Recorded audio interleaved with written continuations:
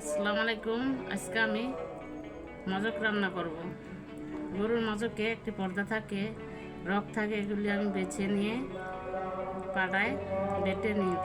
আপনারা চাইলে হাতও ডলে নিতে পারেন। এই যে রকগুলি ভালো করে বেছে নিতে হবে,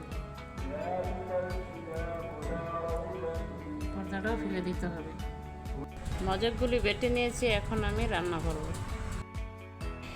প্রথমে তেল দিয়ে নিলাম, পেঁয়াজ দিয়ে দিলাম আদা এবং রসুন বাটা, পেঁয়াজ বাটা, জিরা বাটা, হলুদ, মরিচ,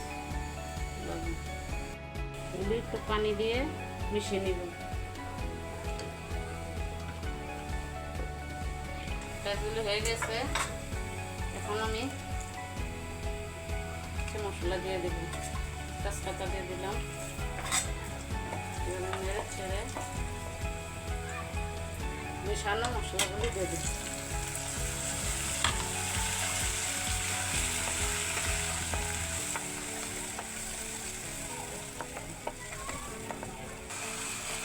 মশলাগুলি কষানো হয়ে গেছে, এখন আমি বাটা মজকটা দিয়ে দিব।